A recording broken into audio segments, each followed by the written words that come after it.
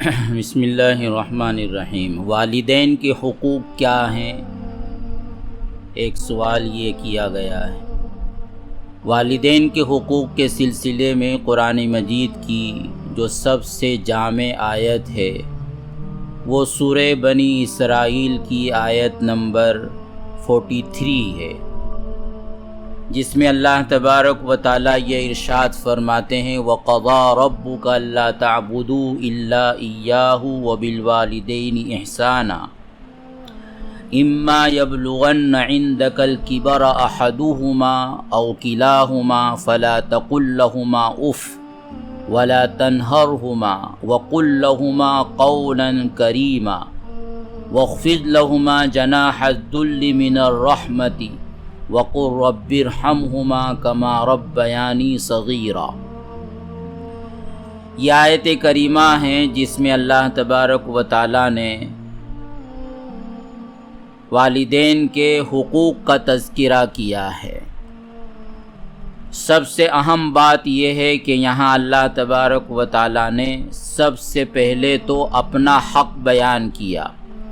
کہ تم اللہ ہی کی عبادت کرو، اللہ کے علاوہ کسی کی عبادت نہ کرو۔ اور اپنا حق بیان کرنے کے بعد جو سب سے پہلے کسی کا حق انسانوں میں بیان کیا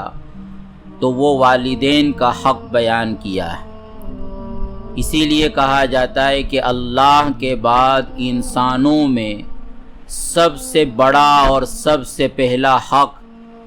انسان پر اگر عائد ہوتا ہے تو وہ اپنے ماں باپ کا حق عائد ہوتا ہے۔ اسی لیے بعض تابعین سے فقی ابو اللیث سمرقندی کے حوالے سے حضرت تھانوی علیہ رحمہ نے ایک مقام پر نقل کیا ہے کہ من دعا لوالدیہ فی کل یوم 5 مرات فقد ادى حقہما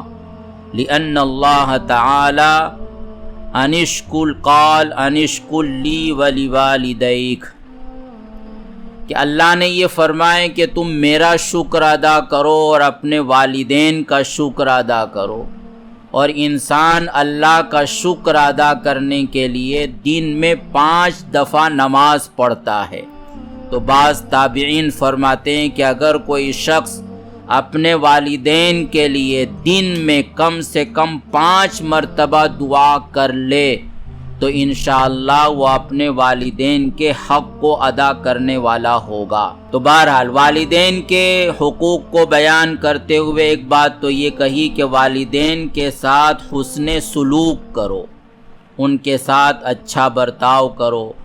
دوسری بات یہ کہی گئی ہے کہ اگر وہ بڑھاپے کو پہنچ جائیں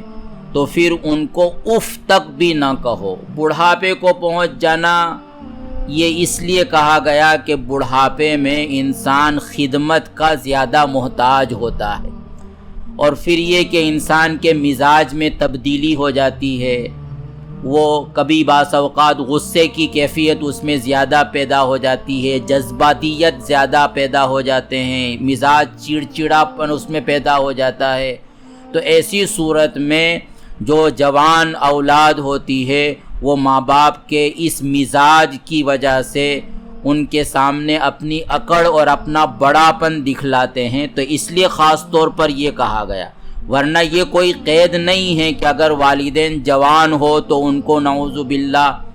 اف کہہ سکتے ہیں، اور اگر بوڑھے ہو جائیں تب اف کہنا منع، ایسی بات نہیں ہے۔ تو اف نہ کہو، ان کو نہ جھڑکو، اور ان کے سامنے شرافت کے ساتھ بات چیت کرو،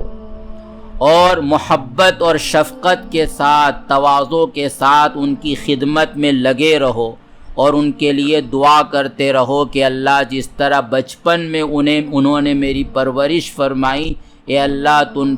ان پر اپنی خصوصی رحمت کا فیضان فرما۔ تو یہ وہ باتیں ہیں جو یہاں قرآن مجید نے ارشاد فرمائی ہیں۔ اس میں جو بنیادی بات یا جامع اور مختصر بات اگر کہی جائے تو حضرت تھانوی علیہ رحمہ کے بقول یہ ہے کہ قرآن مجید نے اف کہنے سے اور جھڑکنے سے منع فرمایا ہے، اور اس کا مطلب یہ ہے کہ ہر وہ بات یا ہر وہ کام کہ جس سے والدین کو تکلیف پہنچتی ہو، ذہنی تکلیف پہنچے، روحانی تکلیف پہنچے، جسمانی تکلیف پہنچے، ان کے دل پر چوٹ لگے اور ان کا دل دکھے۔ بچوں کے لیے اور اولاد کے لیے کوئی بھی ایسا کام کرنا اور کوئی بھی ان کے سامنے ایسی بات کہنا کہ جو ان کے دل کو ٹھیس پہنچائے، دل کو دکھ پہنچائے، اور وہ ان کا دل اندر روئے، تو ایسی ہر بات اور ہر ایسا کام وہ ناجائز ہے اور حرام ہے۔ اور جو اولاد بھی اپنے والدین کے ساتھ ایسا معاملہ کرتی ہے تو وہ اپنے والدین کی نافرمان اولاد ہے اور وہ اپنے والدین کے حقوق کو تلف کرنے والی شمار ہوگی۔ تو یہ مختصر اور جامع بات ہے، اور دو اہم باتیں یہ کہ اگر والدین کی فرما برداری کی جائے گی، ان کے ساتھ حسن سلوک کیا جائے گا، اور ان کے سامنے کوئی ایسی بات اور ان کی مرضی کے خلاف کوئی ایسا کام نہیں کیا جائے گا جو ان کے دل کو ٹھیس پہنچائے۔ اس کے ساتھ ساتھ دو باتیں یاد رکھنا چاہیے۔ ایک تو یہ کہ اگر والدین کسی ایسی بات کا حکم کریں یا ان کو کسی ایسی بات سے خوشی ہو جو شریعت کے خلاف ہے، تو پھر وہاں والدین کی بات کو نہیں مانا جائے گا۔ قرآن مجید نے صاف یہ بات کہی ہے وَإِن جَاهَدَاكَ أَن تُشْرِكَ بِاللَّهِ فَلَا تُطِعْهُمَا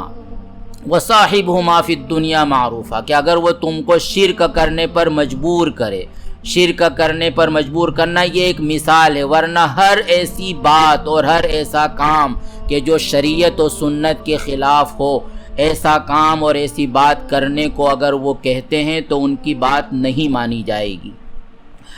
دوسری یہ بات کہ اس کے علاوہ والدین کی ہر بات کو ماننا چاہیے، یہ بچوں کی سعادت مندی اور نیک بختی ہے، لیکن یہ بھی اسی صورت میں جب کہ والدین شرع اور سنت کے مطابق زندگی گزارتے ہوں اور ان کا مقصود خالص بچے کی خیر خواہی ہو، ورنہ اگر اپنے نفسانی تقاضے سے وہ کسی بات کا حکم دیتے ہیں تو اس کو مانا جائے یا نہ مانا جائے، تو اس سلسلے میں کوئی کلی اور اصولی بات نہیں کہی جا سکتی ہے۔ والدین کے تعلق سے اگر اولاد ایسی آزمائش میں مبتلا ہوتی ہے تو ان کو چاہیے کہ وہ علماء